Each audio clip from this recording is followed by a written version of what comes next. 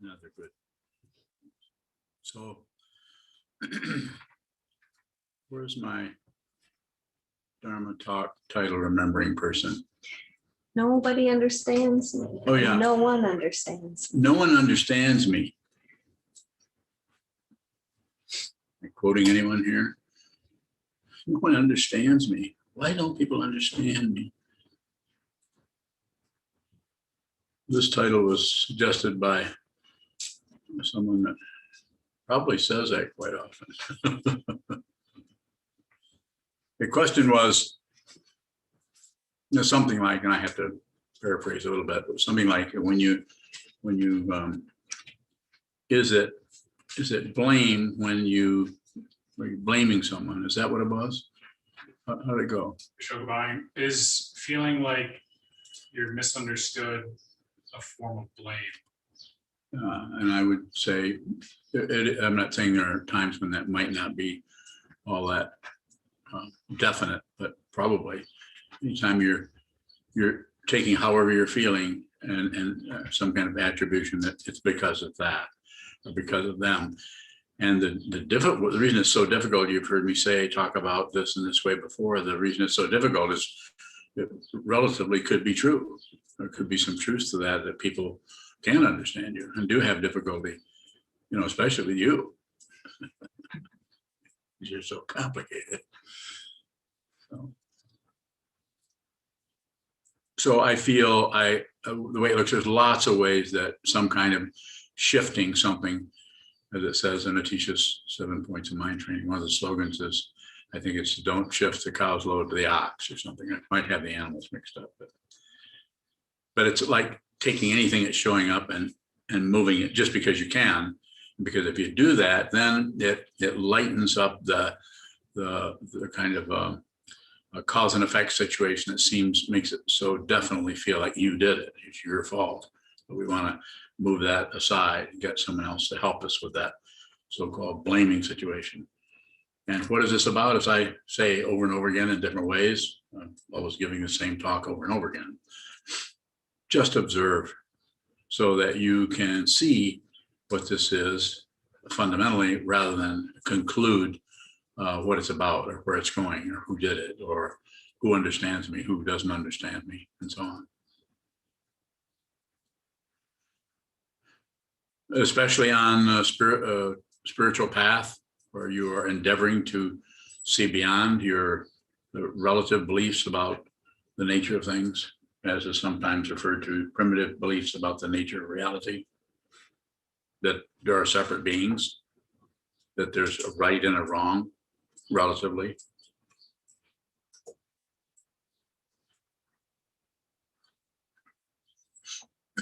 The self-centered mind, the ego mind, the me-feeling mind sees this relativity and feels threatened by things that it doesn't understand, and also feels threatened by perceiving that some people don't understand me, don't understand what.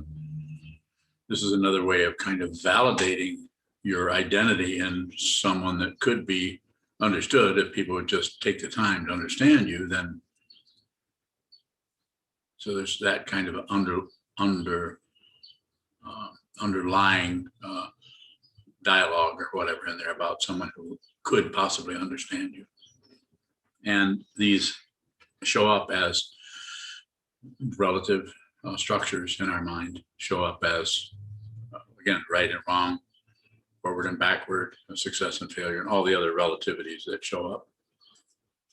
And getting attached to those leads us in circles of success. We're getting ahead. People finally are understanding us. I'm finally making myself clear. It won't last. Anytime you conclude anything, the very nature of relative truth, the very seduction of relative truth is thinking that we're someone and we can stop some things and start other things. And we are given just enough through dependent origination, given just enough, shall we call it, leeway there between cause and effect to make it look like we do have a say-so about stuff. This is why the question quite often comes up to me is, do we, Is everything predetermined, or do we have free will? And totally missing the fundamental situation by asking that surfacey question about it. What is the assumption there? That there is somebody, that there is a separate person who's having free will, or a separate person who it's all fated and it's your karma and you're just going to have to eat it or smell it or taste it. You're just going to have to do it. Why would we have a conclusion about anything, including people don't understand me? Anytime you conclude anything about anything, even if it has a relative substance there, or if you could take it to court or however you wanted to express it, it may be relatively extremely true and accurate, and society runs on that. And we're not trying to get rid of society. We're not trying to do anything with it in that way, but we also may not be falling in line with society or the structures of society as our only reference point for living our life.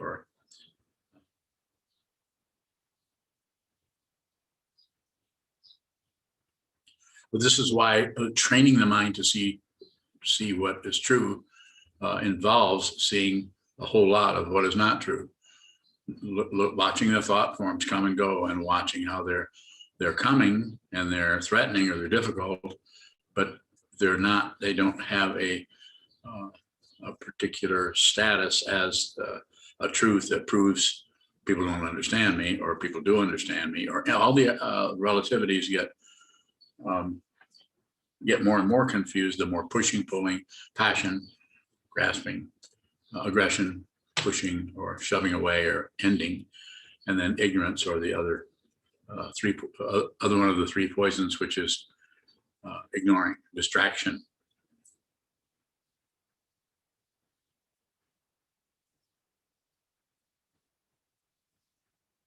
What was the talk title again? No one understands me. I say that all the time. All right. No? Okay, I don't say that. I never say that. I would never say that. Of course, everyone understands me. Go ahead. Sure, bowing.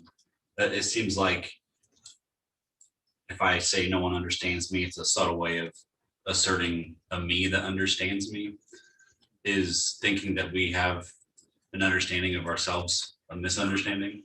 Probably so. And that's what Shoto is, Shoka is the other S word.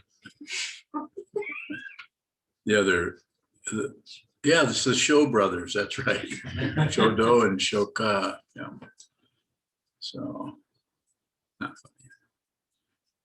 But it's that idea that we have, it's that we do know what is there, and we understand what's happening, and other people don't seem to be seeing that. They're misinterpreting, misunderstanding.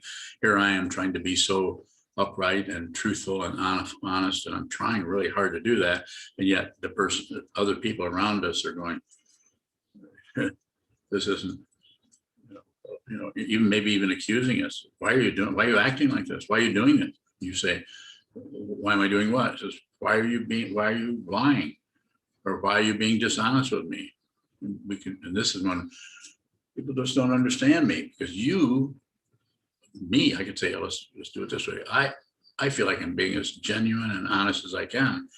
But if you come along and say that or accuse me, or take issue with what I'm presenting, in my case, I'll just agree with you, because I know what's going on. How do I know what's going on? I don't know. Does that mean that I'm some kind of a shiny figure, or kind of a person who's all right just because I'm kind of hard to locate? Not necessarily. But there's something to the idea of leaving what you're perceiving in front of you as someone doesn't understand, not only you, but also doesn't understand the nature of their own reaction towards you. And so the only way to work with that, I would say this to you specifically, to either one of you, or to anyone, I would say, don't do anything with it, just receive. Don't take what you receive and turn it around as something like some kind of a conclusion about it. It's so tempting to do that, because it's so in line with our understanding or perception of who we are and the way in which we're correct and the way in which we're valid and so on. Pardon me if I'm not being particularly clear. I feel like some of my words are doubling up. Further question would help if you haven't. Sokuzan, No. you just said that if somebody comes in your direction, that Yeah. you'll just agree with them. I'm just saying it's a way of talking about. I may agree. I don't base it on me being right. There's no way anybody can misunderstand me. However they understand me, that's their understanding, and that's valid because it's dependently arisen. Dependently arisen. So you don't have to get a credential from anybody. Even though I might say to you, I love you, I care about you. If you turn around and do something that makes yourself unlovable from your point of view, that's not going to change. It's not based on relative truth. It's based on, you can even say it's baseless because it's not dependently arisen. It's just the case. It's just the case. So this is I don't want to get off into too big of an abstract tangent, but this is of the nature of Dharmakaya. There is no position. There's not even any expression unless there's somebody there. More? Sokuzan,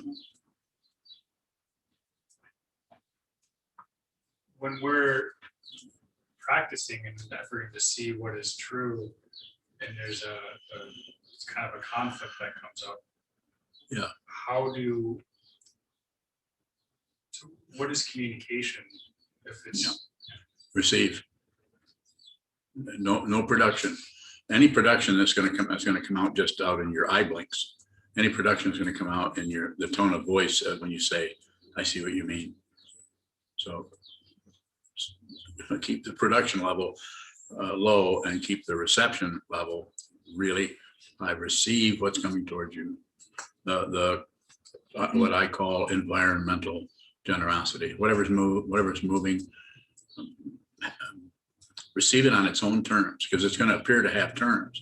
That's the nature of relative truth, is to be a really large cardinal or a really small cardinal, a cardinal that doesn't mind you looking into its nest and another cardinal that hates that.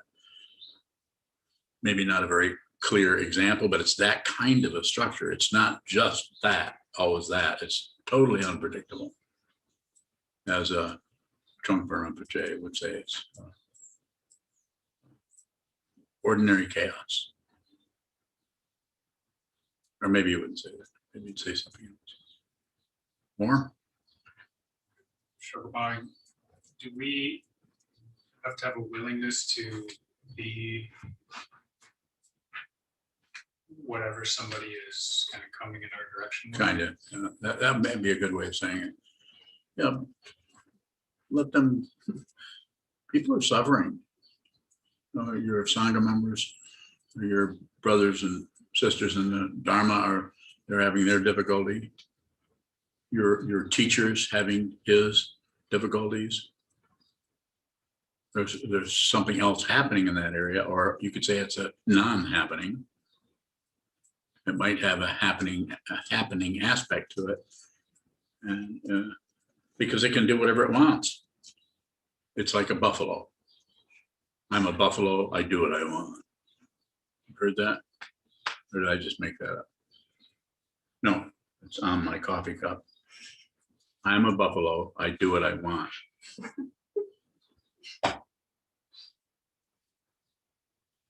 That was given to me by,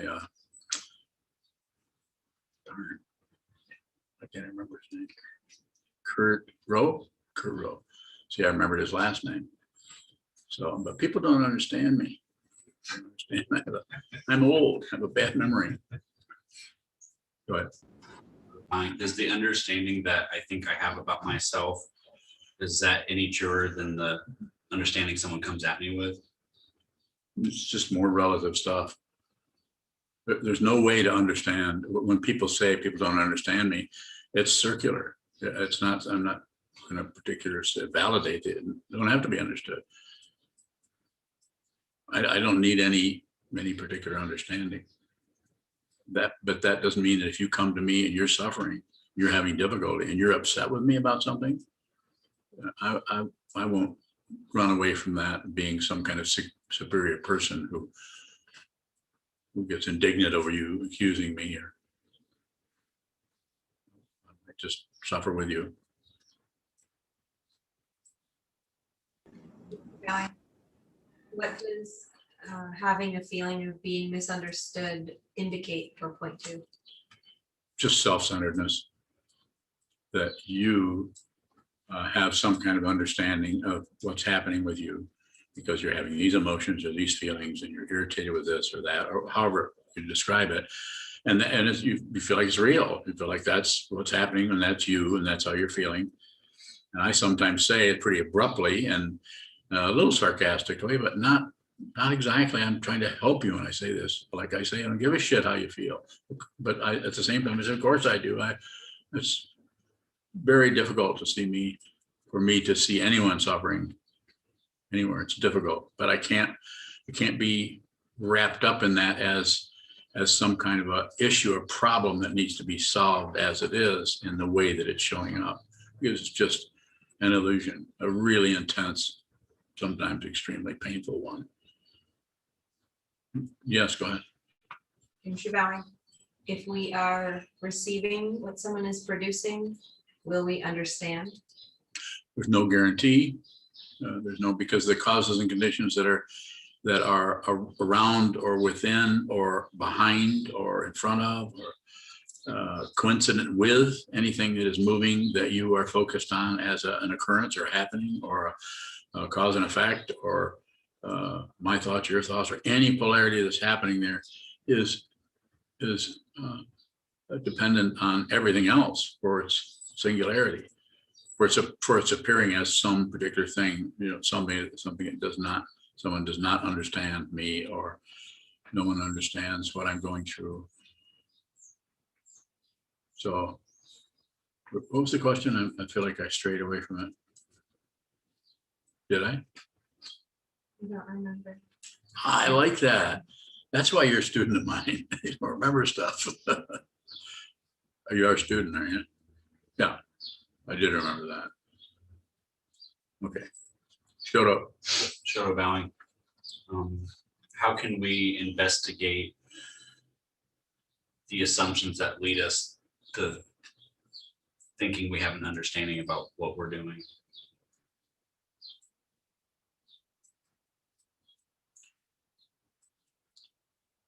Say that again. Can you repeat it? Great. See, you could learn from him. You can remember what he said. Shoto bowing. How can we investigate the positions that lead to the understanding of what we're doing? I wouldn't bother. So what I'm saying is that not that you couldn't do that, of course, you might do some of that. But since you're asking me the question, I'd say the most important thing for you, you live in a monastery, you're a monk, you've been here for years, you're endeavoring to train your mind, and I'm endeavoring to support you in doing that.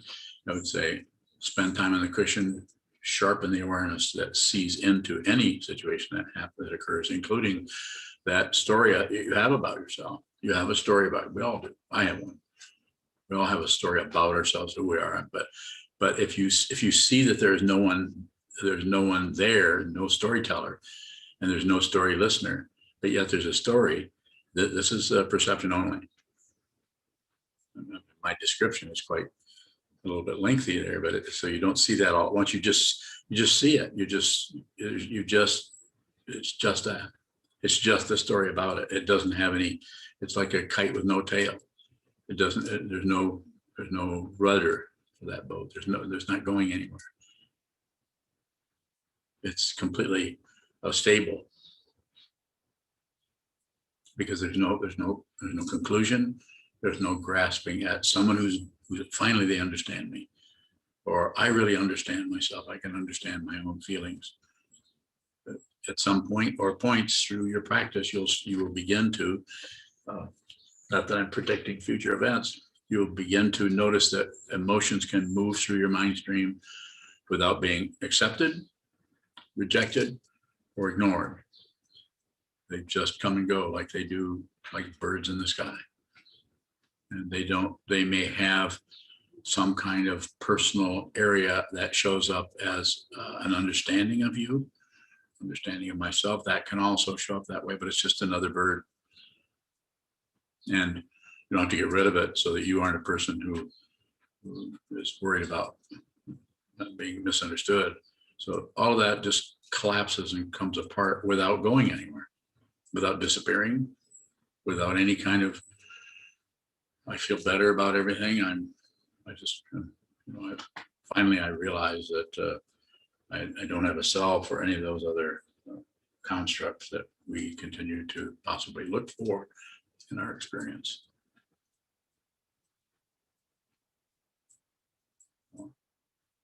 Shoulder bowing. Can we communicate without our conclusions? Yes, you don't have to get rid of conclusions. Just know that you're doing it, because if you know that you're doing it, then it's like, you can see the trees that are in the forest of your mind. You can see them. So the consciousness is always finding its own form. And if it's operating out of the vow to be with all things, then everybody is more important than you are, even though they're nobody also, but they don't know it. So they're suffering. You're able to meet them where they're at with whatever's happening. You'll notice that it will start to show up as just not being able to listen to somebody intently and have no idea what they're saying. Is that happening yet? I don't see anybody coming to collect a credential here. Anyway, that's wrong. I was misleading to say that. Go ahead. Shoulder bowing. Are you saying, or is a way of looking at what you're saying, what we thought was us or that identity still shows up, but we see it's a conclusion? As I've said, I say, don't add, don't subtract, don't divide, don't do anything. But as I've said many times, I know you can't help but do that. But if I say, don't do that, then there's a better chance when you're sitting that you're going to be aware that you're doing it. And you're also going to be aware that you can't quite stop that. So that gives you, you could just say it this way, a little bit deeper idea of how really there aren't any handles or buttons, or you don't have control over that.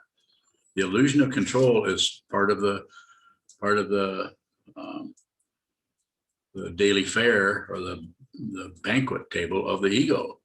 Just the feeling that you can do this and do that, and I'm the one who did this and did that. If someone is totally trapped by their self-centeredness, all you have to do is talk to them for 5 or 10 minutes or less, and you realize that they're not bad, they're not necessarily evil. They just are operating out of an intense grasping at relative truth, belief, disbelief, opinions, ideas, concepts. Sometimes people will even ask you, what's your opinion about anything? And you realize that you could say what it is, but you kind of realize you don't really have opinions like you used to have. You might not realize that until somebody starts asking for them. And then because if it happens to be somebody you want to stay on the good side of, like your dad or your mom or somebody in your family, you might try to invent something a little bit so that you can continue to have a relationship with them based on confusion. Am I being silly? A little bit, but we do. And this is not wrong. Meet people where they're at. Whoever shows up, you're as a bodhisattva, as an aspiring bodhisattva, sometimes said in the sutras, the Buddha Dharma is being preached everywhere. Everything is speaking the truth that the Buddha saw. That's how he knew about it. And you may have to be present to anyone as a Buddha. This doesn't mean that somebody you invent. It just means that you function to fundamentally support people, even if it's their neurosis. This doesn't mean you agree with them. I'm not talking about that, but you listen to them. Then they will see that you're really listening, but you're not necessarily agree with them. They might even have to say, well, do you agree with that? You might come back and you might say any number of things. You might say, not really. Or you might say, well, it's interesting, but don't know what to think about it.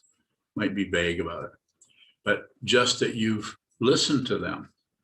That's what you're giving them. You're giving them your attention. People love to be listened to, and do not always realize that they're making a fool of themselves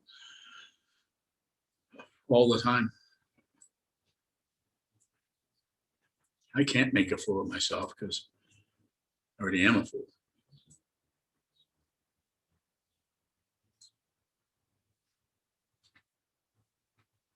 Yes. Sure, value. In that idea of, for me specifically, like listening to my parents, I do tend to agree with them or try to soften it a little bit by Yes. just going their way a little bit. Yeah.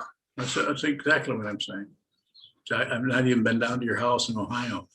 You live in that state with too many vowels.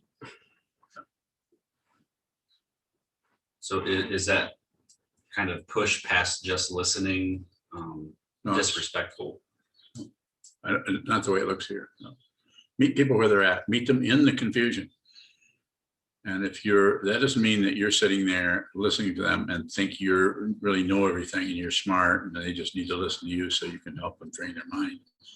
No, it means be confused. Unless you've had some insight of the completely insubstantial nature of ego or the self and the narcissism of mind we're all working with here. Unless you've done that, you won't be able to do that. There'll be something off or something. It'll feel phony here. But if you know it's unreal, then everything is sometimes called crazy wisdom. Although even that is elaborated by Trungpa Rinpoche in different ways. If we're trying to listen to someone and we notice that it doesn't feel like we're listening, how is that helpful to that person? None of your business. It's really none of your business. In the way you're asking me, it's totally your business. In the way you're not asking me, the way you're asking is none of your business. So I would just continue to work with that in a generic way. Just be aware that you're not listening. Be aware. Don't correct that. Don't fix it, and try to be a better listener. You might actually, since the listening mind is kind of shutting down, even though you might be trying to listen, but you don't really give a damn about it on some level where you just can't track it. Then I would just say, do something that you can actually do that doesn't abandon the present moment. And one of the things that you could do is remember gravity. If you can't seem to receive in the way your mind is telling you you should receive, in other words, making sense, remembering what they're saying, be able to interact with them on some kind of once you start, you could say, disconnecting slowly from the rational aspect of the mind that's always trying to make sense and blame people and blame yourself and trying to think your way into some kind of safety or accomplishment. Once you start doing that, it starts to show up everywhere in your relationship with others.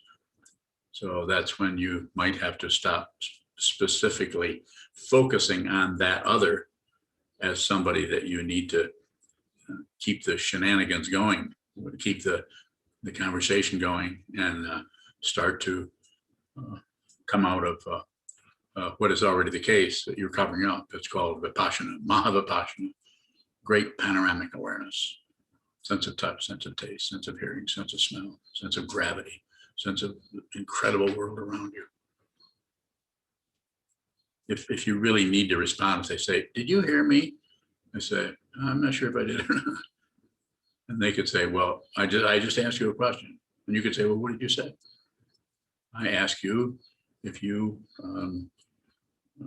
whatever it may be, any number I could encompass silly ideas, but anything that you're asked, then you could respond to them where they are in that. But your ability to do that might be contingent, not caused by, but contingent upon how present you are, how you're in the room, you're there. You may be more present than anybody they've talked to in the last 3 weeks, even though you don't know what they're saying. The issue with always knowing what somebody's saying and keeping track is a highly sneaky form of that ego uses to continually to maintain some kind of reality called me and my world and my life and how I'm right. Nobody understands me. Ashoka's constantly blaming people, especially Sokuran, just constantly blaming her.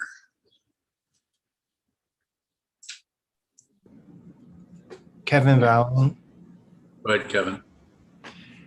what is the corollary between understanding and compassion? Bowing. So, I mean, if I take a corollary like understanding, the fundamental understanding that would be connected with fundamental compassion or complete total consideration of this rather than someone else. I'm not talking about sympathy for the devil. I'm talking about compassion. I mean that you're no longer separate yourself from anything. So the image I've sometimes used is this: mean you are so not separate from anybody that if something happens to someone you don't even know down the street, if you want to get into a relative pictogram, that would be, you'd be all about helping them as if you'd cut your own arm, even if you don't know them, if they don't deserve it, if they're just going to use the $10 you're going to give them for drugs, none of your business. Help them. It is an incredibly vast and deep form of the teaching that I present as CCC: communicate, cooperate, collaborate. You don't really do those; you are those. If you're really communicating, then you are cooperation. You don't have any agenda about the fundamental welfare of everyone. Sometimes could be called compassion, which was the fourth C. Or maybe that's the first one. Kevin Bowing, I guess I just have heard people equate compassion with like being understanding of another person. But I guess I'm hearing that that's not. That's not what I do. It's not what I don't know what I do in terms of that way of talking about it. But I want to make sure that I emphasize it. I'm not disagreeing with anyone being compassionate. Their understanding for compassionate is to help their fellow woman, to see that people are in trouble and help them. Write a check, send some money, send some support, of course. But the kind of compassion that we're talking about in as far as the aspect of wisdom, sometimes called compassion, or yes, compassion is that there's no one there doing anything. No one gets a credit. No one becomes compassionate because of the acts that they've done. It's more. There's less otherness happening. I did something, therefore I am compassionate. Therefore, that seems to be gone.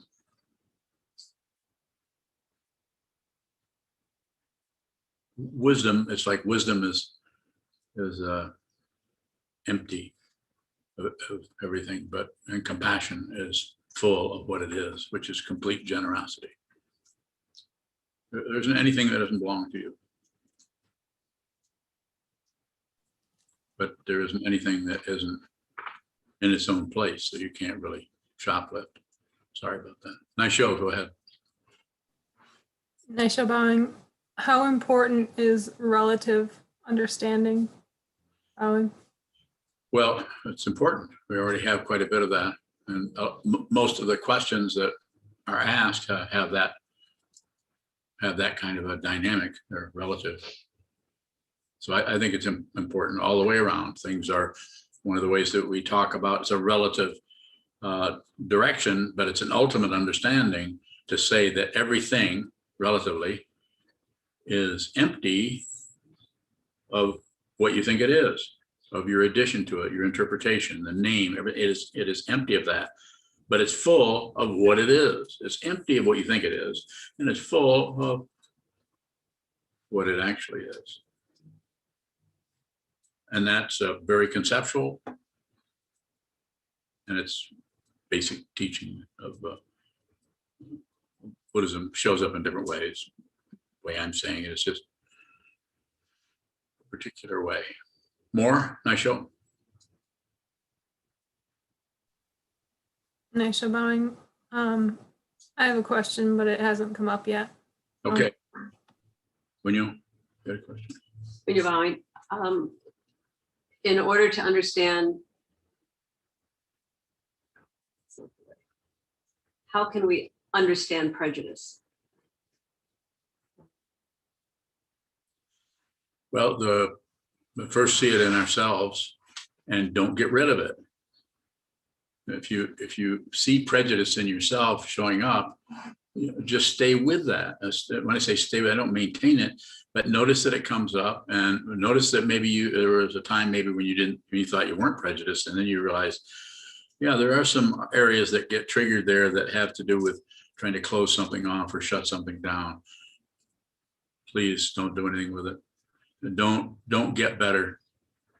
You aren't going to hear this too many places. I don't know, maybe there's thousands of places you hear it. I don't hear it much. All I hear is we have to heal, or we have to forgive, which I think is just, I have to say it in a pretty intense way. I think it's bullshit.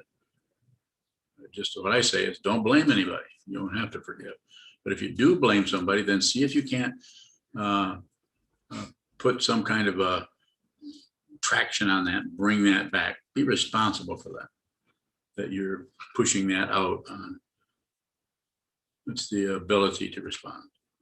That's responsibility, by the way, not blame. It's a big misunderstanding of blame. Blame buys into the otherness that we can somehow fix. Get rid of evil and just have good, get rid of bad weather and just have sunshine. They aren't separate from each other. Good and evil, right and wrong, black and white, so on. So more.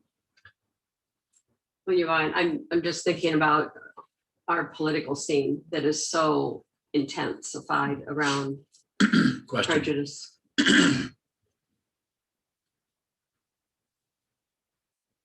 Just let me have it. Give me a direct question about it. It doesn't have to be sophisticated. It's the words understand prejudice. Are those exclusive, mutually exclusive? Well, understand, to stand under something is the implication is there is that you see what that is. You understand it. It's not overstand or overlook or oversee, that you understand it. It may not make a lot of sense in breaking it down into some kind of Western understanding of it. But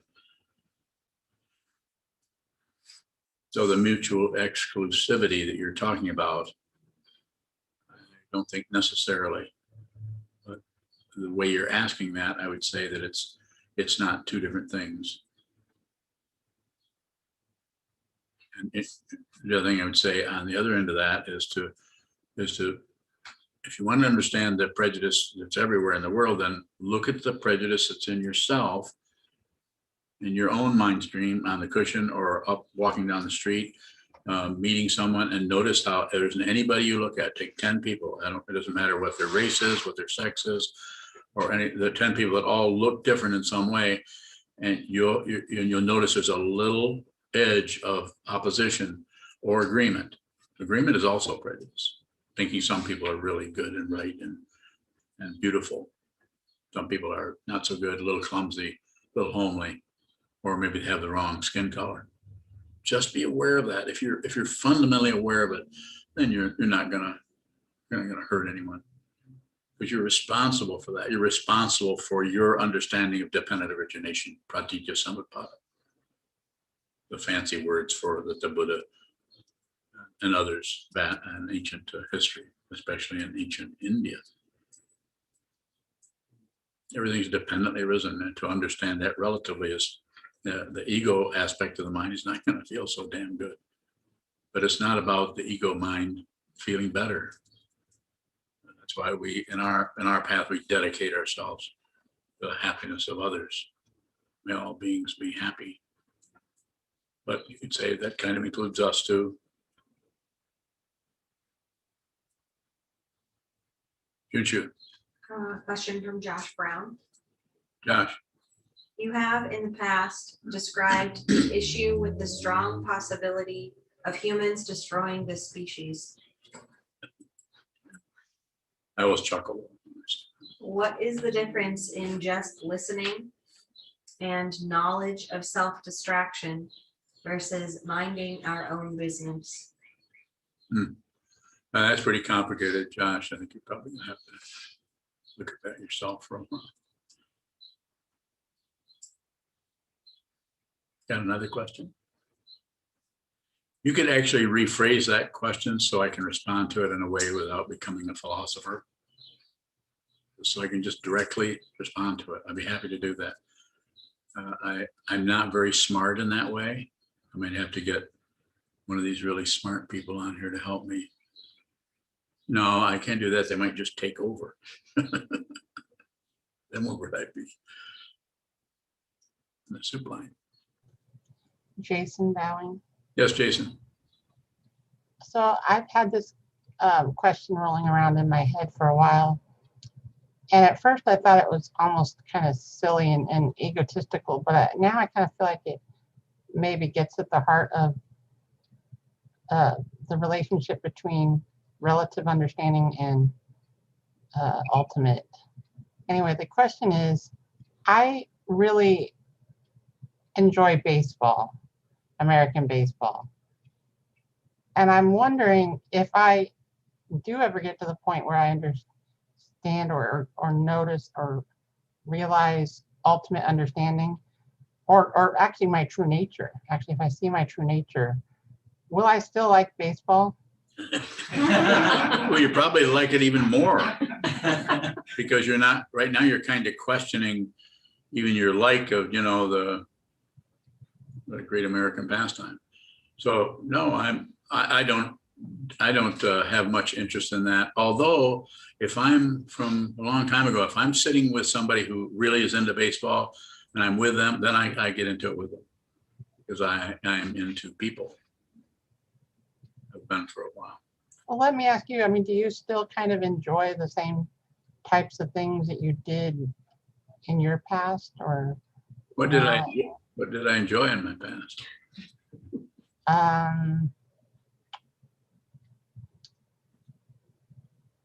Bowling. Books? I still have a lot of books, except I forgot how to read. It's really painful. And people help me with books, though. They say, "What do you want us to do with all these books?" And I say, "Sort them out, put Post-it notes on it, and then get back with me." Well, can we throw these out? No, don't throw anything out. Don't throw anything out. I was looking with Ondo today at some old hand hand drawer handles, and I was thinking about if I threw this away, because Ondo is kind of an anti-pack rat person. If I threw these away, this would really impress her. But not that I don't want Ondo to respect me and appreciate me. Of course I do. But something about manipulating her and also losing those valuable handles, I just couldn't bring myself to do it. So they're still down there in the basement. And I couldn't think of any reason to keep them. What would I use them for? Well, you saw them. What are you going to use those for? They're useless. 1950s. They're 1950s, really ugly hardware store. They kind of have a little arrow on each end. I think they're made of or colored copper or something. Very homely. I could go into a long story about that, but I'd rather respond to questions. I shouldn't say answer, but respond to questions. So to come back to your question, I would think, I mean it. I think you might be even more involved in baseball and appreciating that kind of activity, kind of it's kind of a meaningless activity with specific relative goals, and then they contrast them. So it's a bunch of men or women with a stick and a ball and padded catcher's mitts and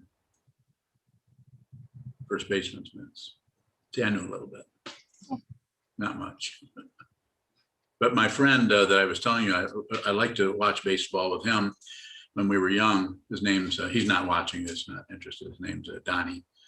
And Donnie had, he walked to school every morning. He had this huge box full of baseball cards he just collected. And he would know all these players and who was on this team and who got traded to who, and it would know that. And occasionally the conversation, which, you know, was a couple of high school kids, would go into that area, and I would try to be interested, but he wasn't so interested because he knew that I had no idea what he was talking about. I was friendly. So anyway, it's do you collect baseball cards? They still have it? Not too seriously. I have a few, but not seriously. Okay, what would seriously be? 500? I think seriously would be if you buy them regularly and you know the worth of all of them. And Okay, so you're not really that serious about it.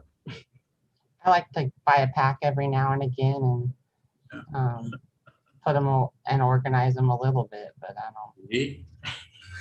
I think you're doing great. Okay, so just keep going. It's not gonna, let's say it this way, to respond directly to your question, in all seriousness, you're not gonna care whether you like baseball or you don't. You will, because if you realize your true nature, everyone you see, you'll not be separate from them anymore. So you're at the service. It's like being a servant with no king. It's like being a servant with no dictator, because everyone you see is your charge, your responsibility. That doesn't mean you have to keep them from driving drunk or from even taking their life. That's not your responsibility. That's none of your business. This doesn't mean that you shouldn't, if they're starting to do that, you should wait a minute. Let's think this over. Let's talk about this first. It doesn't mean that situationally you might not step into that, but it would not be a good idea to step into any situation based on preconceptions of what you're doing. This is a very nature of our world, is why it's so nuts, is people are operating out of their beliefs, their opinions, their judgments, and the relativity of those is strong enough that people actually will take other people's lives. As we saw in our own country here, people are killing people who are their friends and who are their, it's hard to see that. And it's harder for old white men who have been browbeaten with propaganda about people who are of a black or brown people and how they're not as good. If you've been taught that from when you were a child, it might be hard to overcome that, because you believe it, and then there's other people who believe it and other people who believe it, reinforcing each other through conversation and whatever, bowling. And you can't go in and change that, but what can you do? You train your mind. Find the prejudice here. It's like the poet Kabir said a few centuries ago, and the translation is a modern translation, which uses a firearm, which they didn't have then. He said, if in your heart you have a loaded gun, how can you have God? So you could say, you might not be able to unload that gun. You might not be able to even find the gun, but you could begin to understand that there's some kind of aggression that is looking for tailwind. It's looking for any reason to crank up and go after somebody else. How do I know? I have it. It's not a confession. I'm not saying I'm this horrible monster. I'm just saying everyone has some form of this, that they take the emotion of passion, aggression, and ignorance and convert it into their personal story about not being understood. So find out who you are. You're not somebody else. You're not separate from what is being pointed at by this old man. If you're listening to me, then if I make a little bit of sense to you, then you're probably on the path. So Corinne, you have a question? So Grand Bowing, when you're in an interview with someone who's really suffering, what is your relative experience? Suffering. I suffer too. I'm certainly not a lofty being or a teacher who has seen through suffering and seen through passion, aggression, and ignorance and no longer has a self. But I suffer, and I see that person doesn't realize there's that which is suffering in them is unreal. Suffering is real.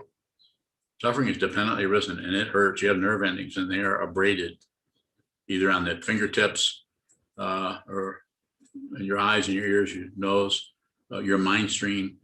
It's a very sensitive area, and it can be very. This is why people do drugs, is because that mind stream is so sensitive. You just fill it up with the sloshy stuff, and we feel okay for 3 or 4 hours. And then when that goes away, we're right back to walking on fun packs. So when I'm in an interview with someone, insofar as I'm able to do that, I try to meet them where they're at. And if they're suffering, I'm there.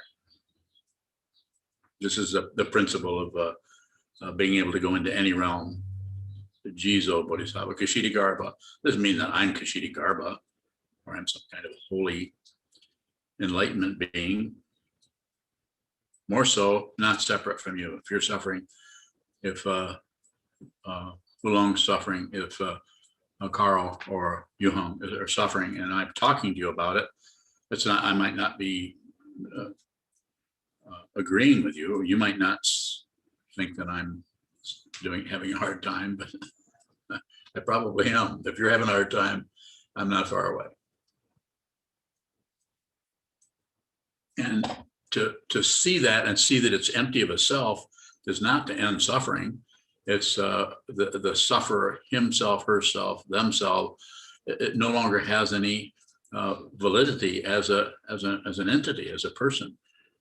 But the illusion or the illusory quality of ego is powerful. So it's still going to believe in itself and think it is somebody who wants something. I've sometimes referred to that as the clown on the roof, because there's still a reality to it. It's kind of crazy, and it's you can't seem to get inside the house, but it's around. And is it that is feeling? Maybe a little bit. Generally, it's to come back to your question, whatever is showing up with the student. If I were separate from that, then I would just have advice, and it may have advice anyway.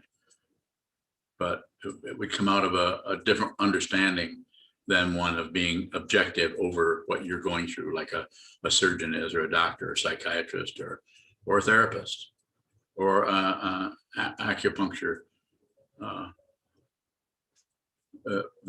The practice that you help people with acupuncture. So it's about not being separate. So if you're with somebody that you're really close to and they're really suffering, you probably aren't going to feel really good. That doesn't mean that you get so swamped by it that you'll start blaming them for how you're feeling. More? Thank you. No, bowing. Thank you. Don't you? A question from James. James, who's James? James who? Don't know. No last name. James Thurber. James Stewart. James. William James. Go ahead. Do you believe in God? And how is Dharma different than God? Well, God is a name, excuse me, the general idea is a theistic idea of spiritual path, where you look up and worship somebody, or look down, or you have there's an other entity or person or personality or creator principle that created everything. And I don't disbelieve in it. I don't believe in it, don't disbelieve, and don't ignore it particularly. But I practice, as I was taught, and practice a non-theistic path. So we don't necessarily use that, although in the tantric tradition of Tibet, we use what's called deity yoga. So we empower a kind of visualization in place of our, or as our wisdom mind, since we can't find wisdom. So we use some kind of a ancient technology called visualization, tantric practices and so on. Quite elaborate. Done a few of those, and not as many as some people. Some people have done, can't get enough of that, visualizing and chanting mantras and doing mudras. And it's, if you get into that and do it for a while, it's pretty comfortable because you just know exactly what to do. It's very soothing to the ego. But you still have to do the completion part, which means you dissolve the whole situation and you just look at the space that's left. So it isn't exactly theism. A little bit, but maybe, but not much. It's not going to save your life. So as far as believing in God, I say I don't believe it. I don't disbelieve it. And the way I would tell the story, if and I don't mean this sarcastically, I mean it. I mean this. If Jesus Christ walks in the door, I'll hang out with him. I'm not going to argue with him. And I'm also not going to say, looks like I was wrong. Right and wrong are extra. We don't need good and evil. Those are primitive beliefs about the nature of reality. And they cause and perpetuate wars, not only in countries, but in families. Heartbreaking to see it. But you can't go in and repair something that is just fallen off a cliff of culture and is headed for the earth and is going to crash. I wouldn't bother to follow it down and try to adjust it and make sure that you somehow invent anti-gravity on the way down. That doesn't mean you ignore those crazy culture where things are getting ready to blow up like atomic weapons. We're here, we're born with it. We have incredibly insane people running things. I don't care how civilized they look, but they're incredibly insane because of the intense paranoia of other, the intense prejudice against anyone. As I've said before, and I'll say again, the aliens are not interested in us. So we might think why would they want to control a bunch of people who are insane? They do not kill their own kind. Even though there's a few aliens that are harder to get along with than others, like the ones in Star Wars. I'm not really kidding you. But we have difficulty. On the downside, we're really in difficult straits. On the upside, we've got so much polarity that if you do begin to understand what this is, it kind of pops you right out of the whole polarity altogether. And all the relativities that other people believe in and live and die for, you're not at the mercy of those anymore. You're not at the mercy of anything other than you're a servant. You serve, you help others. You help those who think they're somebody else, think they're separate, with their permission. I don't know if I addressed the question about God in a way that's helpful or make things more understandable, but it's just an idea, and belief and disbelief are extra. Some people need that kind of a structure. They need to look up to something, believe something. I'm okay with that. You can be a student of mine and be a Christian. I'm not concerned with your beliefs situation. Yes. Josh Brown has paraphrased his original question. Yes. What is the difference between our animalistic nature of knowing and acting versus action out of ego? Same thing. A lot of room for more questions there, but it's the same thing. You could contemplate what I just said in response to what you asked. Not separate. It's not a halfway measure. It's not kind of not separate. It's not separate. When this hand moves, a tree falls in Vermont. Not separate. Is that some kind of Zen-y saying that so I can be cute like the Zen masters in the 13th century? No, it's true. Don't believe it. It's not that kind of truth. It's not the kind of truth that's relative, that you believe some things and disbelieve others, like they didn't land on the moon, or like the earth is really made of green cheese, or maybe that's the moon.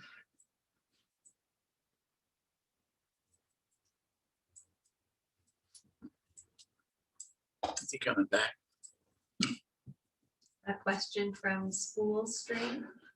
Spool string. That's the thread manufacturer? Yeah. Yeah, okay. Go for it. Is being enlightened realizing even if I have a question, I don't need to ask? No. That's incorrect. And if I were to go into that story you seem to be coming up with there, Spool String, I would say that you would ask on behalf of others. Others, no one would even know that you were awake.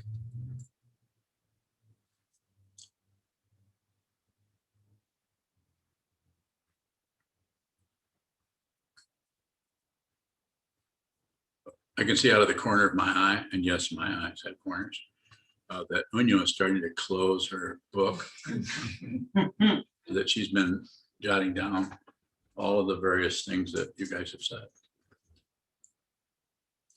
One final question. One final is okay. She said one final question is We okay. can stay here all night if you want. Say that. Is there a final one out there in Zoom land? Sokuzan, go ahead. You said something about the structures of society is the only reference point for living our life. I said that. I take it back. What other reference points are there? A spiritual path. So, but we don't get much. I mean, if you're born, I was born in here in the cereal city, which is a cornflakes, Kellogg's and Post and Ralston Purina, and all factories back in the 1940s when I was a child, in the 50s. Everybody just worked. It was a very, I don't know what you'd call it. Society there was very primitive, but people went to work and they went to the store and everything was, it just looked like that it was real. And it was actually a real situation. And it was, excuse me, it's unreal. But that's the only reference point that most people would have, would be that, you know, going to church and going bowling and having a minister who really was good and really connected with people and could help you believe in that particular, whatever, Catholicism or Judaism or Protestantism, or people who don't believe in anything. Is that what you're asking me about? Go ahead. How is the spiritual path not a structure of society? What it is, it's just that it as soon as it becomes a structure, it starts to spiritual or socially distance, like goes to the mountaintop or to a monastery. It separates itself out so that it can practice the forms that are necessary to see beyond the relative nature of reality into the ultimate nature of your true nature, not separate. You could call it Buddha nature, you could call it ultimate truth, you could call it Tathagata, which has been called for centuries out of ancient India, Dharmakaya, Sambhogakaya, Nirmanakaya, Swabhavakaya, lots of things that we study here, because there are different ways that in ancient times, people, scholars would look at what the Buddha taught and then break it up so that we had something to do with our thinking process that had to do with studying what is this fundamentally, not what do we believe, which is a kind of a personality cult. Not against personality cults.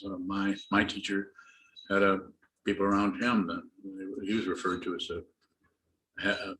being a leader of a cult, because people were so dedicated to him, and he was such an outlandish character, and he was. So, but he helped a lot of people, and according to some people, he actually hurt a lot of people. I'm not here to defend him whatsoever. All I know is that without him, there wouldn't be anybody sitting here. So, and that doesn't mean I'm not going to go into something. Well, you're always going to have some casualty. No, I'm not saying that. There's nothing to justify, nothing to protect. I'm not protecting him. Go ahead. Is it helpful to have the spiritual path as a reference point if the ultimate understanding is no reference point? That's the only way you can do it. There has to be ground, path, and fruition. The ground is suffering. That's the threefold logic. The ground is suffering. The path is seeing the nature of the suffering and the confusion, which is very relative.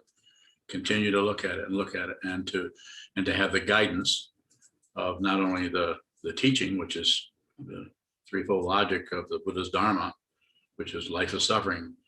The cause is wanting something else, or desire, wanting other, wanting success, not wanting failure, wanting to live forever. And cessation is seeing that there's no self in this khandhas. There's no solid being that's going through this.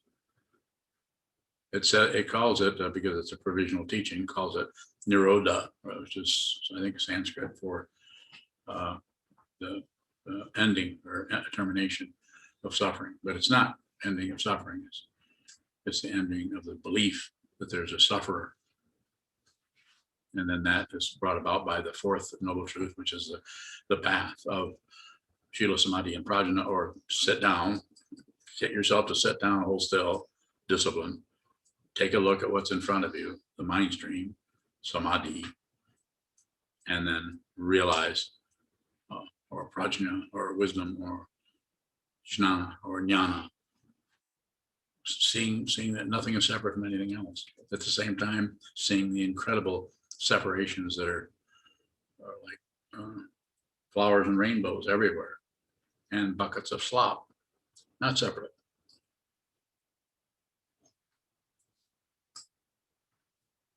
I have more to say, but since you don't have the question, you're not getting the answer. Looks sad. Good. I like that nod. Okay, thank you so much. We will dedicate the merit, and you're in the monastery, and all join us if you wish. I don't know if it's typed in at the bottom, but sometimes someone is there who is able to do that. And if they aren't, then just come along.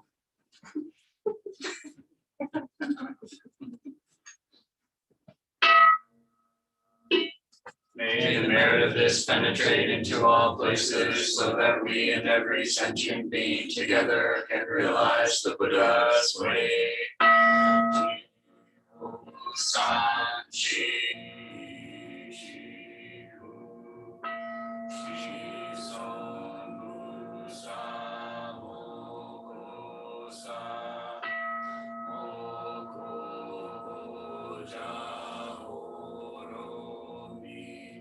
The 10 directions, the 3 worlds, all Buddhas, all venerable ones, Bodhisattvas, Mahasattvas, the great Prajna, Paramita.